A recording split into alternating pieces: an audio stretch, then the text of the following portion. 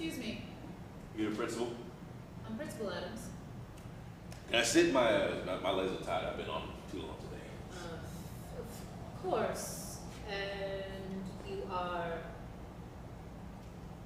I am me. I mean... What's your name? Mike Hill. Hey, Mr. Hill.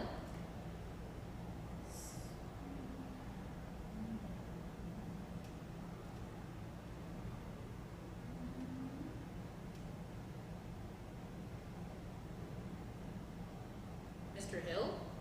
Yeah, don't call me that. You don't need to call me by any sort of name. This isn't a business meeting. I'm not here to shake your hand. Then Mike. I'm not your friend either. Not here to chat. Not here to get to know you. Well, then what should I call you? Nothing. You don't have to call me nothing. Because I'm not here for you. So there's no need to address me by any sort of name. I'm here for my kid. I'm here for my daughter. Do you have an appointment? I don't need an appointment. No, everyone needs an appointment. If you speak to the lady at the front desk, she'll go ahead and set one up for you. I'd rather not. That's not how it works. This is urgent. Urgent in what way?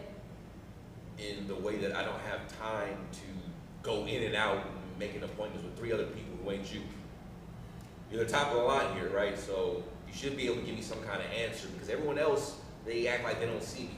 Like they can't look me in the eye, but all I'm asking for is them to just give me the information I am looking for. Some kind of explanation or something. And you're here for your daughter. Yes, that's right. If she was suspended or Suspended? or if she was expelled or any type of disciplinary behavior, then that's set in stone. I consider that irreversible. Yeah, my girl's never broke a window, let alone a rule in this school building. I'd appreciate it if you didn't talk about her like she's some kind of criminal. Apologies. You said the last name is Hill. Yeah, the name's Hill. I'll be damned. I'm sorry? I said I'll be damned. Oh, there's no need for that type of language. You don't know her. I'm searching in our system for her. She doesn't matter to you. I have a lot to keep up with.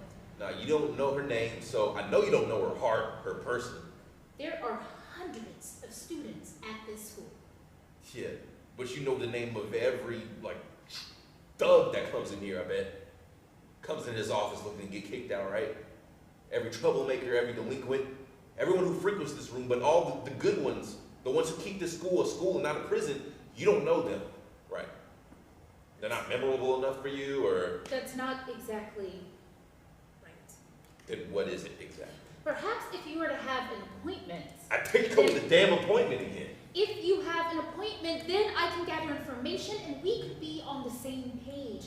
It will make this meeting go 10 times smoother, I guarantee. I'm sure we can get you in the next few days. I don't know if I have a few days. I don't know if I have a few minutes. I don't know if my daughter's got a few minutes.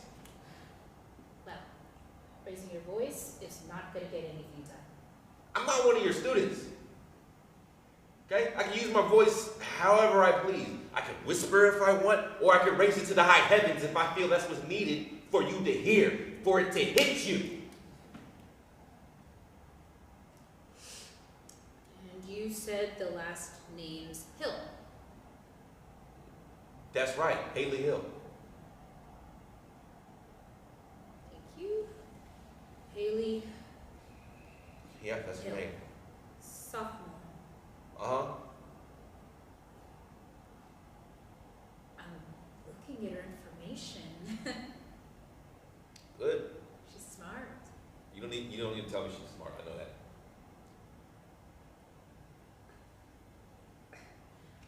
I see nothing wrong here. She seems to be excelling in her classes, clubs. I'm sorry, Mr. Hill, but I don't see the problem here. I don't understand this type of behavior. I don't see anything other than a model student. That's the problem. I'm sorry? You see what you see and you hear what you hear. Everything else goes undetected, unheard. No, I'm looking at her information. It's right here. There is nothing to be concerned about. I mean, it looks like she's been absent for the last few days. She has. But it's the first time she missed classes since the first day of her freshman year. There's really nothing to be worried about. You should be proud. I'm very proud. Good. But I'm also very angry.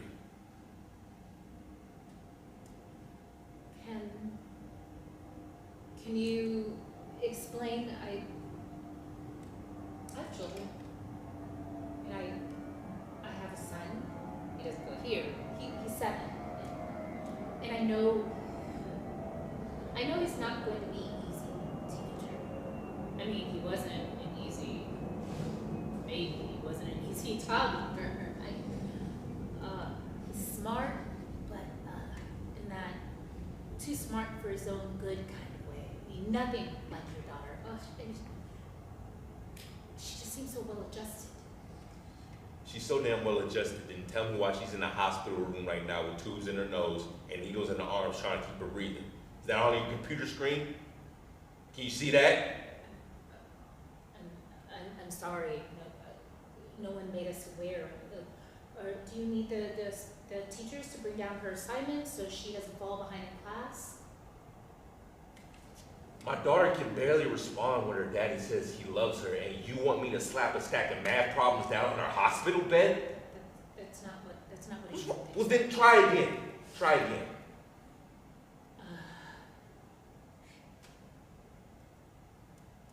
Is this a school matter or a personal one?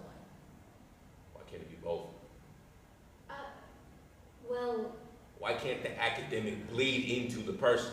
I suppose it can, but... Okay. Nobody helped her. Nobody helped my daughter.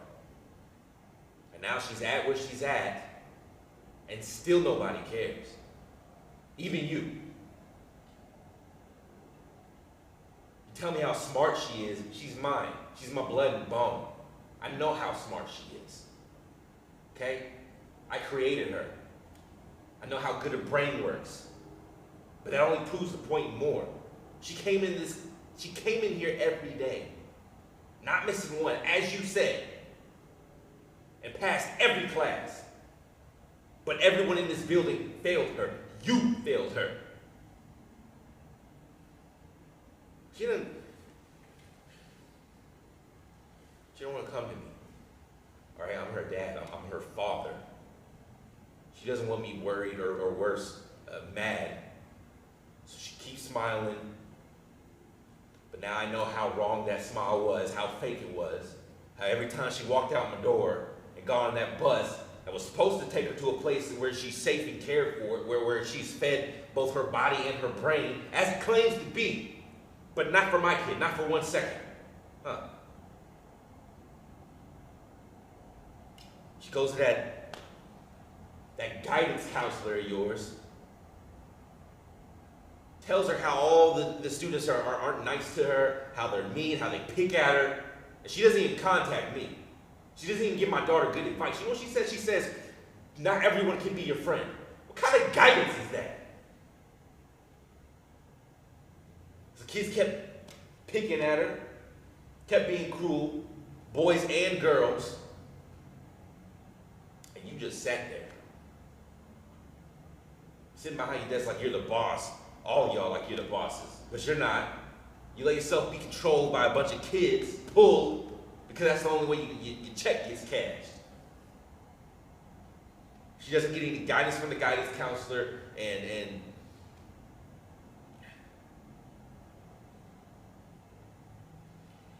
she goes to school, those kids keep picking on her. She keeps getting humiliated. She tries to tell the teacher, right? But the teacher is like, oh, we'll just go to the guidance counselor. I don't think I need to tell you how that went for a third time. She goes to everyone here. including you.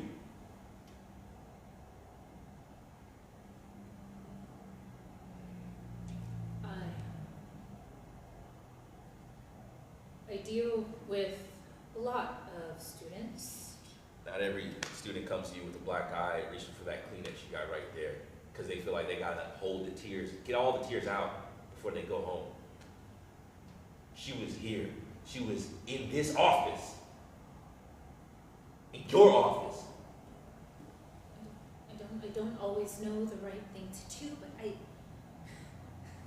I have a lot on my plate here. If your daughter didn't let me know, or if your daughter didn't... They pushed her down the stairs.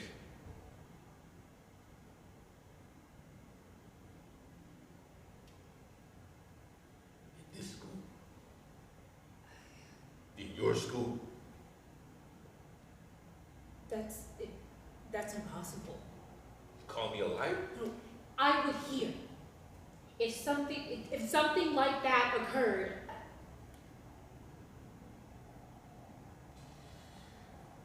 I don't think you're listening.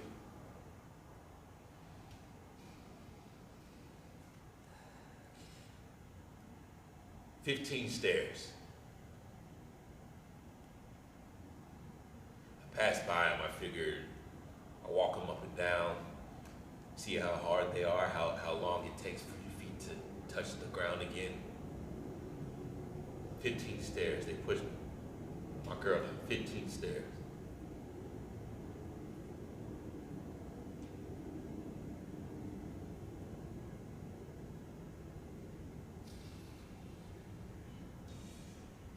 She's 15 years old.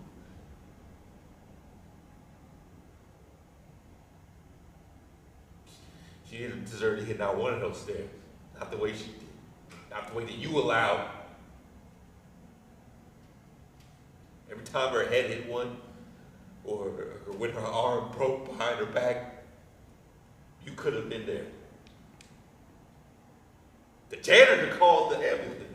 I got nothing but respect for that man. But you just sat behind your desk, probably eating lunch, waiting for the clock to run down.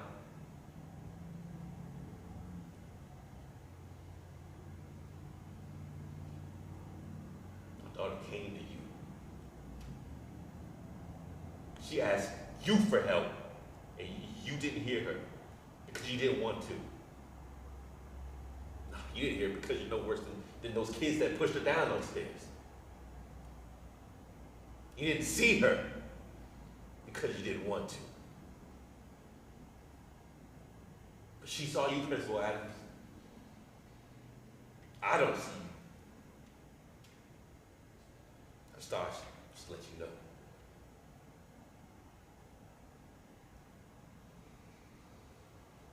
Mr. Hill. I won't bother you anymore. I want to let you get back to your work and your son.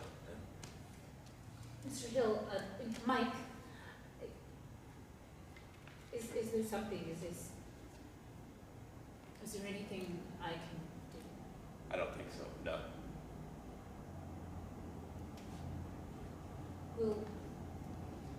Will she be returning to school after she's released from the hospital?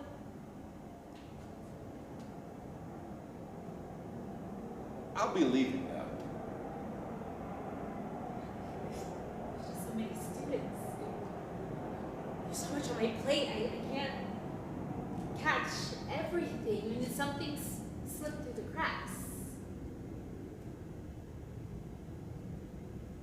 Not everything comes to you and looks you in the eyes and asks you for help.